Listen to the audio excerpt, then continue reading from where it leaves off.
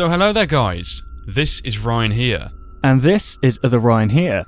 And today we once again have another fan theory, and this one is coming in from Patrick Fisher. So, congratulations my friend, another good theory from you. We see you quite often in the comments section, so keep commenting those theories man, they're really interesting to read. Yeah, definitely. So basically, what Patrick has proposed is the idea of some significance with the Five Nights at Freddy's 2 animatronics, which are in the box to the left-hand side of your office. Now, if these animatronics were out of order, they would probably be placed in some kind of service room or something. But isn't it a bit strange how they're actually in your office? I mean, it doesn't really make sense, does it? Yeah, it's in Five Nights at Freddy's 2, we know there to be a parts and services room.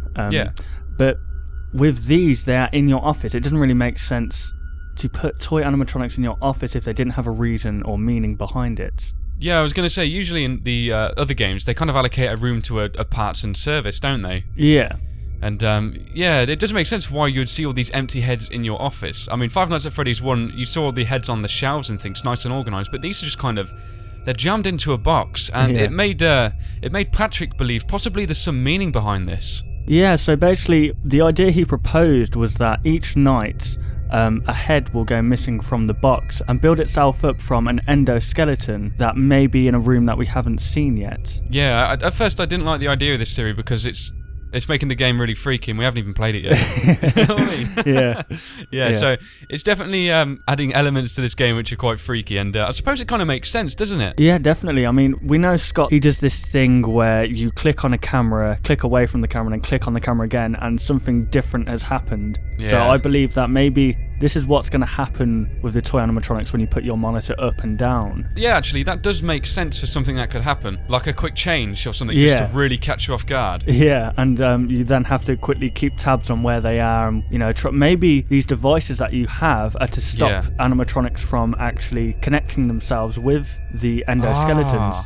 Oh, wow. Yeah. Yeah, it could definitely play a part. That's a great idea, actually, yeah. Something that caught my interest as well was these animatronics, as we know, we've said before, are placed, of course, within your office. Things in the office are generally placed there as a primary reason. I mean, you're not going to be able to not put this camera down and see those animatronics in that box. Yeah. If they're in such an obvious place, something has to change with them, doesn't it? And, I mean, as the things change, I think that's going to definitely, well, of course, we're going to know it to add a much more sinister element, and, I'm actually going to drop straight back to something now, guys. Okay, and this might take you by surprise as well, Ryan. So, basically, in the image released on scottgames.com, which was titled, "What Can We Use?" I spoke I thought it was very peculiar how the guitar seemed to hover. Now, the guitar is in the box, so is this some kind of direct hint to something being taken from the box on one of the nights? Oh dear, it could potentially be an animatronic we don't know about, maybe, or... What about if it's the Bonnie at the end of the hall? Oh god. Oh. I shouldn't have said that, should I?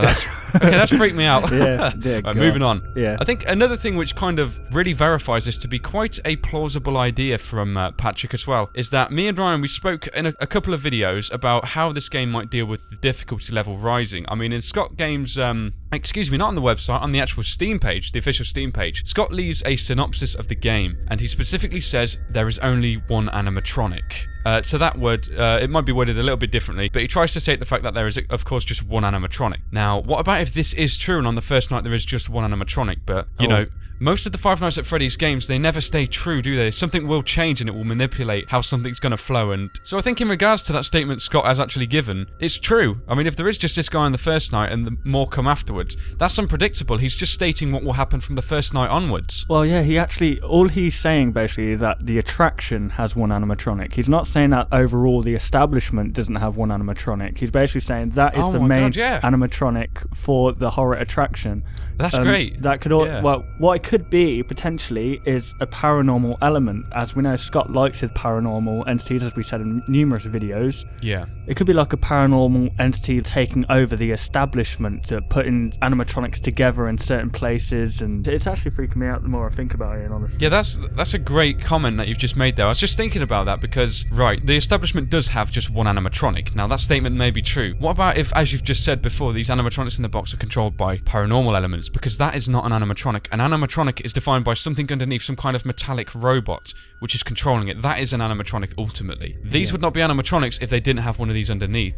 Yeah. So, oh, well, that's insane. And I think another thing we have to consider is think about Five Nights at Freddy's 2 and we see these guys with no eyes. What about if that is actually what we're seeing them building up to be? Oh my god. No, because I was just thinking, like, you know how we see Freddy standing in the doorway? I was just thinking, like, you change your camera and he disappears from your monitor. So if you look to the left, he disappears, and you look on the camera and he's there in a different camera right up close to the camera with, like, eyeless and... Oh god, why are we doing this? Right, can you stop, please? Yeah, why are we doing this? There's a boundary and you must stop now. This is too much. I think the last thing as well I'm going to comment on, which is, I've just told you to stop, but I'm going to contradict myself here. Alright guys, what about if these animatronics did in fact build themselves up? The guys we currently see as the illuminated lampshades, i.e. Foxy and also Bonnie. What about if they built up too? And here we go, this is it. An illuminated Foxy head running down a hallway into your office.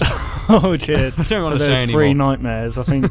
Yeah, that's really... But no, we do see Foxy's arm in the box, so I mean it would make sense if this theory stands that that arm will somehow reach its owner, which is going to be really, really bad. Or maybe the owner will reach it. Or maybe, what about if Salvage makes continuous trips to your office, maybe at the start of the night? If there is some kind of phone call system, we might say, he's been acting strange, he's been going near that box. Well, if there is a phone guy, I really think he's going to mention something to do with that box. Yeah, well, oh god, it would be strange, because in the comments section, I've seen loads of people saying, what if Salvage is actually building these animatronics up? What if he's doing that? Which would make sense, I guess. That would make sense, yeah, because if there is only one animatronic, what about if he just wants to build the other guys up? I mean, in his withered state, he's probably seen all these animatronics before, and he probably wants to make them look how they did, I don't know, X amount of years ago from when they were first created, rebuild them back up and relive the true attraction. Oh god, an army of ghostly animatronics.